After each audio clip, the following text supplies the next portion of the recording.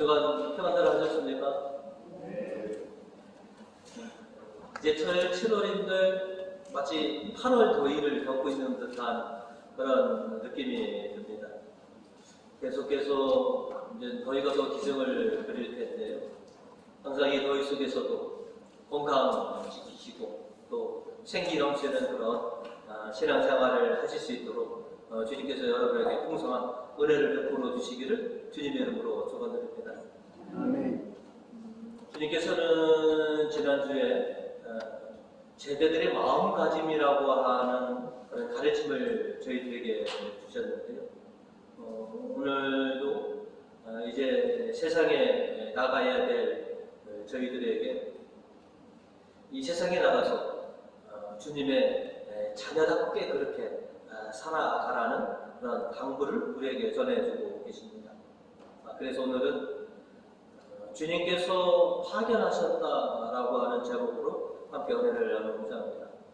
오늘 성경은 저희들에게 먼저 기도하고 간구하라라고 이렇게 당부하고 계십니다. 예수님 사역 초기에 12제자들을 시작해서 이제 세상에 파견하셨는데 오늘은 더 특별히 당신을 따르는 제자 중에서 72명을 뽑으셔서 그들에게 능력을 보호해 주시고 그리고 그들로 하여금 세상에 나가서 당신의 복음을 전파하라고 그렇게 명하고 계셨습니다. 오늘 복음 2절로 추수할 것은 많은데 일꾼이 적으니 주인에게 추수한 일꾼을 보내달라고 청하여라 라고 이렇게 당부해 주십니다. 전에 12명의 제자들을 보내시고 오늘은 72명의 제자들을 이렇게 세상에 파견하시는 것은 그만큼 이 세상에서 제자들이 해야 할 일이 많이 있다라고 하는 것이죠. 그래서 몇 배를 더 많은 인원을 선택하셔서 이렇게 세상에 보내신 것이죠. 12명에서 72명을 다시 선택해서 보내신 것처럼 실은 주님의 제자들 또 주님의 자녀들의 신자들은 세상에 나가서 해야 할 일들이 그만큼 많이 있다라고 하는 것이죠.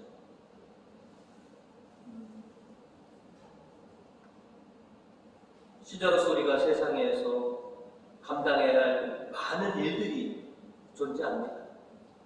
우리가 해야 할 일들이 참 너무나 많이 있는 것이 사실입니다. 가정에서 해야 할 일들도 산적해 있고 사회에서 해야 할 일도 굉장히 많이 있습니다. 그리고 교회에서 해야 할 일도 굉장히 많이 있습니다. 이처럼 신자는 이 세상에서 감당해야 할 수많은 일들이 있다라고 하는 것입니다. 그 수많은 일들을 감당하기 위해서 주님께 기도하고 간구하여라라고 하는 것이죠. 우리의 힘으로 내 능력으로는 그 수많은 일들을 우리가 잘 감당해낼 수가 없다라고 하는 것이죠. 그렇기 때문에 추수할 일은 많은데 일꾼이 적으니 일꾼을 더 보내달라고 청하여라. 아버지께 기도하고 간구 드려라라고 하는 것이죠. 또 오늘 일독서로 이사야서 66장의 말씀을 들려주셨는데요. 이사야 66장은 이게 유대인들이 바빌론 포로에서 돌아와서 이제 본격적으로 예루살렘을 재건하는 그런 시기입니다. 무너졌던 성전을 다시 재건해야 하고요. 무너진 그 예루살렘 성벽을 또 재건해야 하고, 그 다음에 폐허가 된 자신의 터전, 자신의 집들을 다시 세우는 그런 수없이 많은 일들을 감당해야 될 그 순간, 그 엄청나고 많은 일들을 감당하기 위해서 기도하고 간구 드려라라고 하는 것이죠. 신자는 이 세상에 나가서 주님의 사명을 감당하기 위해서는, 또 수많은 일들을 헤쳐나가기 위해서는 그래서 기도하고 간구해야 합니다. 신자로서 신앙생활하는 데 있어서 기도에 투신하지 않으면 결코 안 된다라고 하는 것이죠. 기도하고 간구하지 않고서 우리 힘으로 내가 해낼 수 있는 것이 얼마나 되겠습니까? 그리고 기도는 우리 신자에게 아주 강한 무기이기도 합니다. 그래서 해야 할 일이 많은 건 많을수록 그만큼 기도에 투신하고 주님께 간구 드려야만 하는 것이죠. 야고보서 5장 16절로 이렇게 우리에게 전해 주고 있습니다. 그러므로 여러분은 서로 죄를 고백하고 서로 남을 위하여 기도하십시오. 그러면 모두 온전해질 것입니다. 올바른 사람의 간구는 큰 효과를 나타냅니다. 기도가 분명히 큰 효과가 있으니 기도하십시오. 그리고 우리가 주님 앞에서 올바로 기도하기만 하면 우리의 기도와 간구는 반드시 하나님께서 응해 주실 것입니다. 그러니 기도하고 간구하십시오라고 하는 것이죠. 신자가 세상에서 살아가기 위해서는 수많은 어려움과 시련들을 우리가 겪어야 되는데, 그 순간순간 주님께 기도하고 간구하여서 그 어려움과 시련들을 극복해 내야 한다라고 하는 것이죠. 우리가 이렇게 살아와 봤지만 세상이 그렇게 쉽지만은 않습니다. 세상이 결국 우리 편만은 아닙니다. 오죽 같으면 주님께서 오늘 복음 3절로 이렇게 말씀하십니다. 떠나라. 이제 내가 너희를 보내는 것이 마치 어린 양을 이리떼 가운데로 보내는 것 같구나.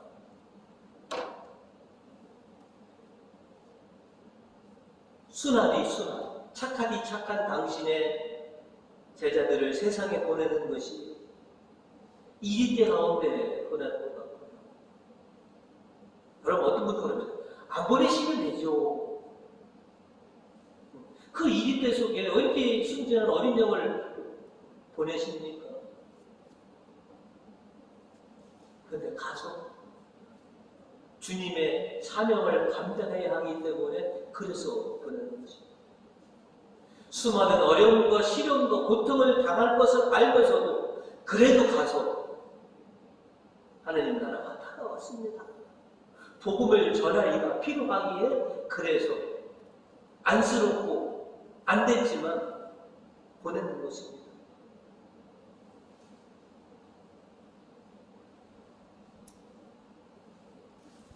그러면서 주님께서는 어려울 때마다, 힘들 때마다 아버지께 기도하여라, 간구하여라.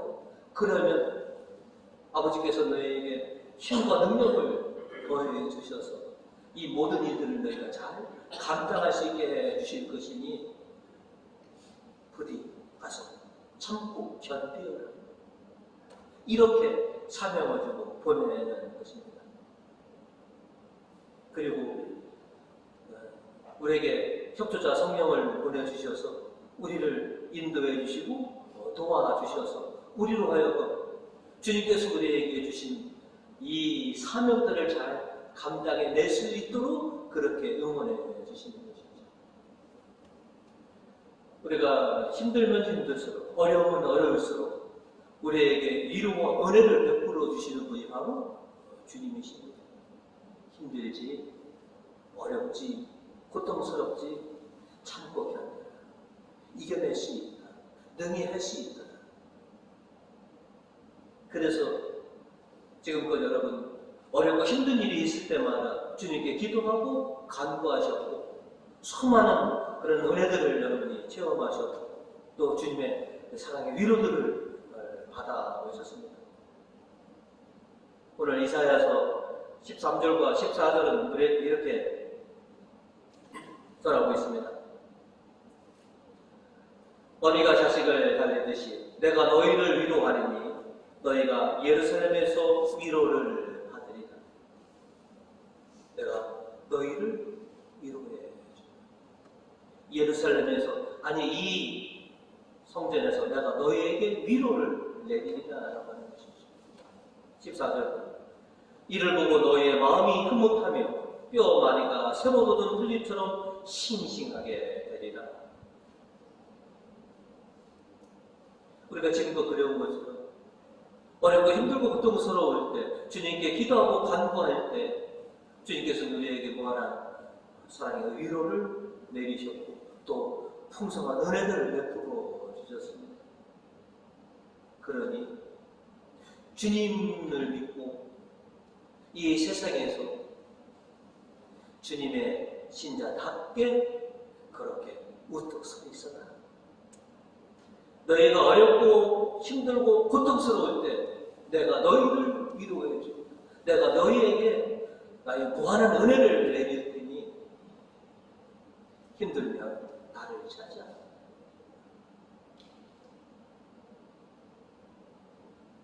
이스라엘이 가장 존경하는 왕 중에 단 한 명이 바로 다윗이십니다.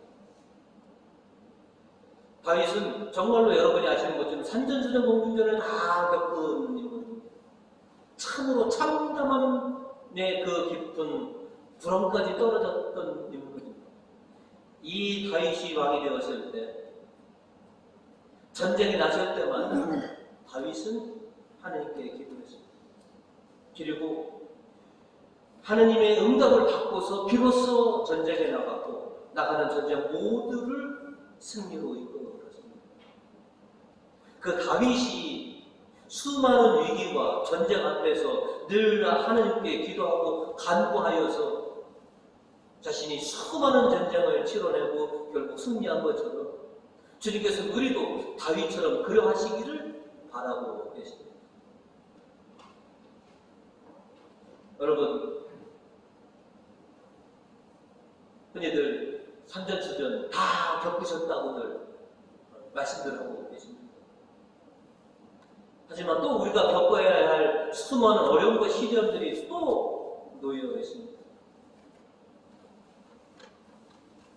어렵고 힘들고 두려울 때 주님께 기도하시고 간구하셔서 주님의 위로와 은혜들을 받으시고 담담하게 견뎌내시는 그런 신자들이 되시기를 주님의 이름으로 축원드립니다.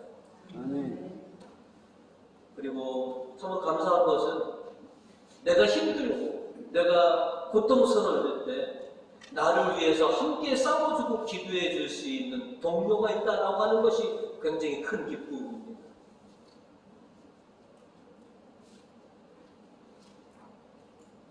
저희 교회에는 기도부대 하나가 창설되어 있습니다. 그죠? 단일 조직으로는 우리 축구팀이 19명인가요? 19명이 20명인가요? 이 인원이 매일같이 시련과 고통을 겪고 있는 분들을 위해서 같이 기도해주고 같이 싸워주고 있다라고 하는 것이죠. 이게 얼마나 큰 기쁨이고 자랑인지 모릅니다.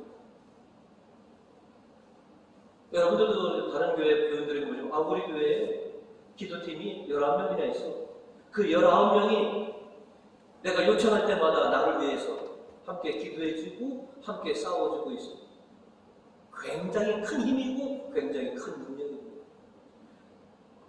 여러분 힘들고 어려울 때 우리 교회의 이 중보 무대를 여러분의 요긴한 전략으로 여러분이 사용해 주시기 바랍니다.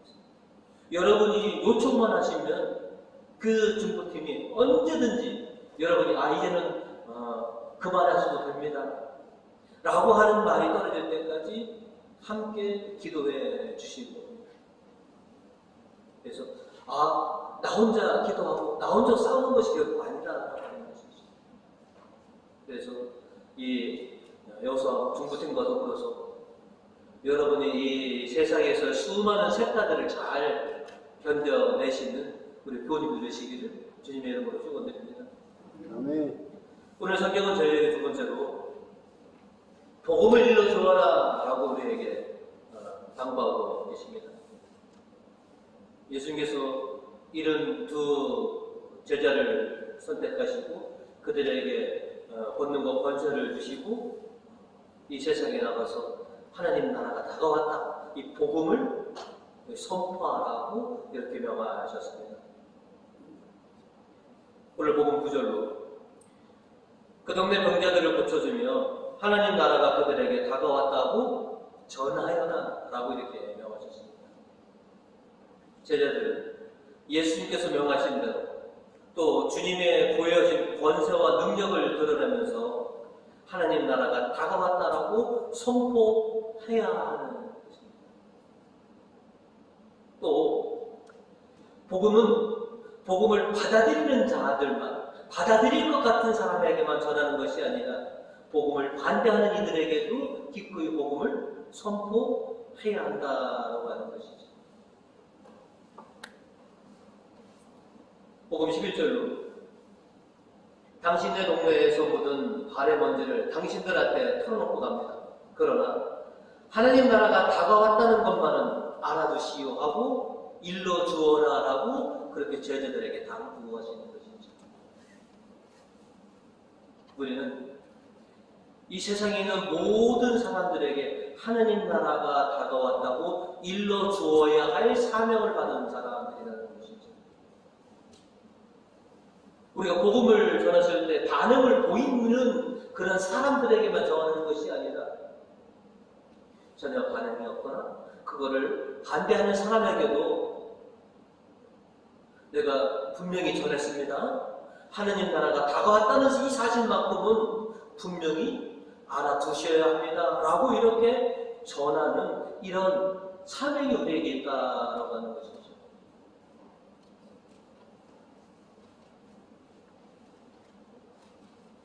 우리가 하나님 나라가 다가왔습니다 라고 했던 이 복음을 선포하지 않고 우리가 침묵하거나 우리가 함구하고 있다면 우리는 죄인이 되는 것이죠.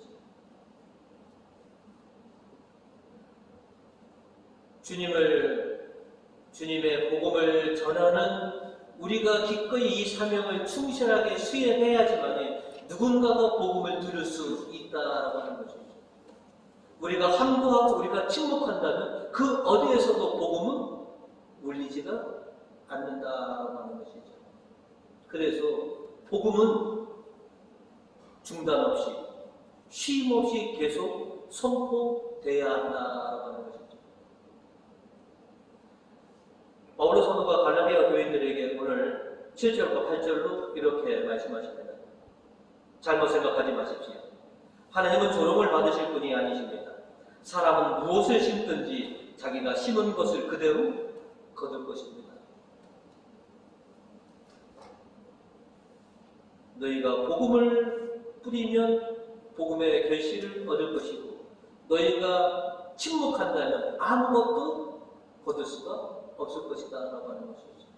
이어서 8절로 자기 육체에 심는 사람은 육체에게서 멸망을 거두겠지만 성령에 심는 사람은 성령으로부터 영원한 생명을 거둡니다.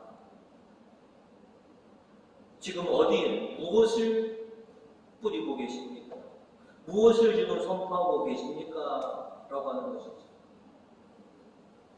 심는 대로 거둔다? 성경뿐만 아니라 우리가 일찍이 어렸을 때도 배운 진리의 말씀입니다. 우리 어른들한테 늘 접하는 것이 사람은 심는 대로 거두는 거다라고 했습니다.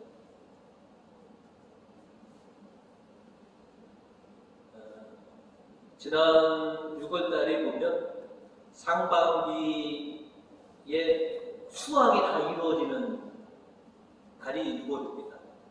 저 아래쪽에는 보리 수확하고 있고 또 우리 금동에서 보시면 제일 먼저 마늘들 다 6월에 다 뽑으셨죠? 양파 다 뽑으셨죠? 감자 뽑으셨습니다. 그래서 어떤 분들은 기대 이상으로 많은 결실을 거둬들여. 어떤 분들은 좀 수확이 시원찮아서 실망하는 분도 계시지만 그래도 내가 뿌린 대로 거뒀다라고 하는 것이죠. 그 마늘을 뽑은 밭, 양파와 감자를 캐는 그 밭을, 야, 네가 1년 동안에 이렇게 거뒀으니 앞으로 여름이고 가을이고 푹 쉬어라 라고 밭을 놀리는 농부는 없습니다. 아니 그렇게 수확을 결실을 우리에게 가져다 줬으면 땅심이 돋도록 땅을 좀 쉬게 해야지요. 근데 지혜로운 우리네 농부들은 채 일주일이 지나지 않아서 아마 지금 다 파종을 했을 겁니다. 농부는 땅을 놀리는 것을 죄라고 여깁니다. 제 부모님도 그러셨습니다. 코딱지만한 땅이라도 그 땅을 놀리면 그것이 죄라고 느끼셨습니다. 그래서 심고 거두시고 또 심고 거두시고 몇 번씩 이렇게 쉼없이 농사를 하셨습니다. 이제 화나시죠. 연세도 있고 몸도 안 좋으시니 그래도 저 땅을 놀리면 저건 죄야 라고 여기셨던 분들이 농부들이십니다. 농부가 쉼없이 심고 거두기를 반복하는 것처럼 신자들도 마찬가지예요. 쉼없이 복음을 뿌려야 되고 계속해서 우리가 거둬들이는 이 일을 계속해서 반복해야 한다고 하는 것이죠. 이 정도면 됐지. 이제 과만해도 됐지. 라고 결코 중단하지 않습니다. 이로써 9절과 10절은 우리에게 이렇게 말하고 있습니다. 낙심하지 말고 꾸준히 선을 행합시다. 꾸준히 계속하노라면 거둘 때가 올 것입니다. 그러므로 기회 있을 때마다 모든 사람에게 선을 행합시다. 믿는 식구들에게는 더욱 그렇게 해야 합니다. 복음을 전하는 것이 그것이 곧 선한 일이다. 하나님 나라가 다가왔다고 알려주는 것이 그것이 선한 파종의 일이다 라고 오늘 우리에게 바울로 사도는 말씀하고 계신 것이죠. 모르는 사람에게 뭔가를 가르쳐주는 것은 선한 일입니다. 잊어버린 사람에게 그것을 일깨워주는 것은 선한 일이라고 하는 것이죠. 우리가 어디 타지에 갔을 때 초행길이라 길을 몰랐을 때 누군가에게 길을 물어보면 그 길을 가르쳐주는 것, 이게 선한 일이죠.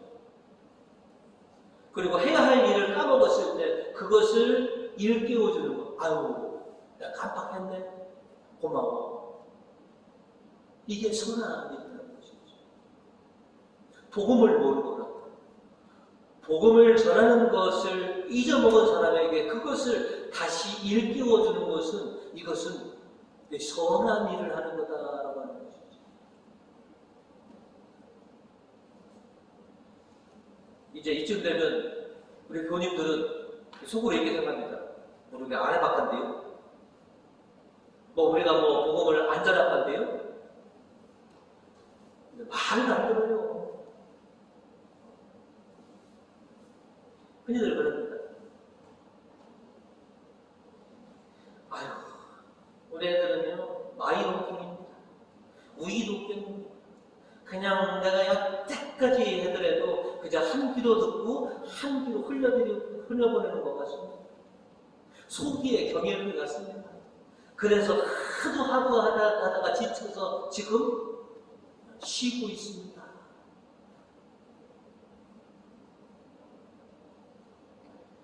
힘드신 말 압니다. 좀 뭐가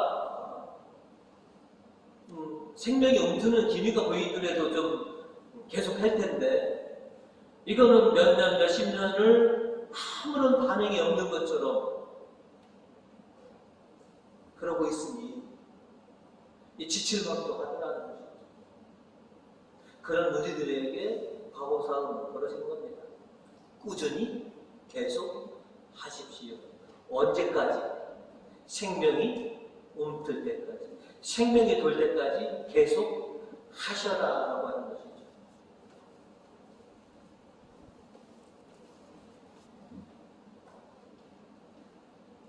농사 져보신 분들 아시면 농사가 결코 쉽지 않습니다. 그죠? 이런 뜨거운 날에 아침 일찍 나가더라도 금방 기온이 오르고 숨이 턱턱 막히고 참 어려운 게 농사입니다. 그런데 그렇게 굵은 땀방울을 흘림으로 인해서 결실을 우리가 얻을 수 있다는 것이죠. 아유 힘드니까 이제 내 농사 포기해야지. 포기하는 순간 걷어들이 쓰는 것은 아무것도 없다라고 하는 것이죠.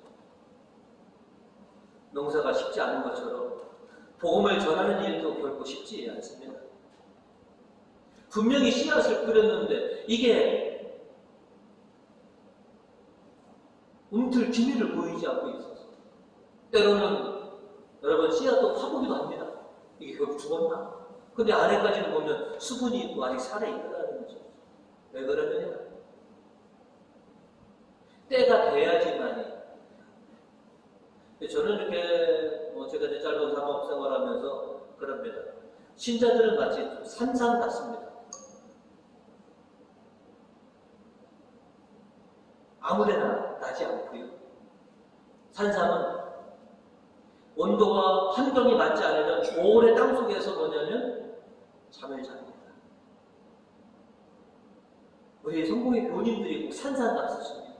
어떤 환경이 맞춰질 때까지 깊이 잠자고 계십니다. 그러다가 어느 순간 때가 되었을 때 다시 생명이 움터납니다. 그때를 기다리면서 우리가 그 환경이 언젠지를 모르기 때문에 우리는 계속해서 그냥 물 주고 환경을 마치 지극히 정성으로 그렇게 복음을 전할 수밖에 없는 것이죠. 그리하노라면 언젠가는 때가 맞아서 분명히 생명이 움틀 때가 있을 거다라고 하는 것이죠. 그리고 좀 변화를 줄 필요가 있습니다. 작전도 좀 바꿔보고 정성을 더 쏟아보기도 하고 얼르고 달래고 하는 이런 다양한 방법들이 동원해야지만이 비로소 농사꾼들도 왜 쉽게 농사 짓지 않습니까? 약도 여러 가지 바꾸고요. 비료도 여러 가지 주고요. 참으로 다양하게 그렇게 공을 들여서 결국은 작물을 키워나고 결실을 얻는 것처럼 우리도 마찬가지입니다. 특별히 생명을 키워내는 것은 더더욱 우리의 정성과 다양한 노력과 작전들이 필요하다라고 하는 것이죠. 예전 그대로의 방법으로 그냥 언제 한번 나 교회 가야지, 이제 교회 나와야지 이게 안 되면 바꿔야 되는 것이죠. 또 내 진심을 전해야 되는 것이죠. 내 정성을 전해야 되는 것이죠. 우리가 잘 알고 있습니다. 진심과 정성이 전달되면 분명히 반응이 있다라고 하는 것을 우리가 알고 있습니다. 복음을 전하는 것, 복음을 일러주기 위해서 그렇게 진심으로 정성으로 그렇게 일러줘야 한다는 것이죠. 모르면 가르쳐주고 잊어먹었으면 다시 일깨워주는 그런 정성들이 필요하다고 하는 것이죠. 그러면 이렇게 쉬지 않고 계속 해놓으라 보면 언젠가는 반응이 오고 결실을 우리가 볼 수 있다고 하는 것이죠. 바울로 사도는 이독서 14절로 우리에게 이런 말씀을 전해주고 계십니다. 나에게는 우리 주 예수 그리스도의 십자가밖에는 아무것도 자랑할 것이 없습니다.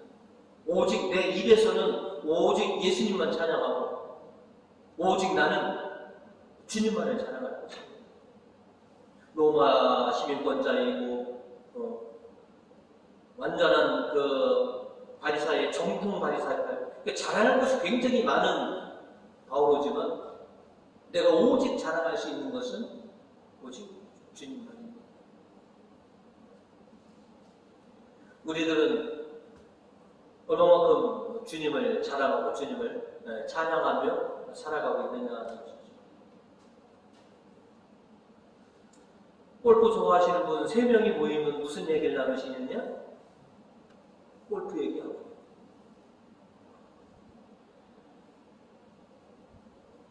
농구 좋아하는 3명이 모이면 농구 얘기하고.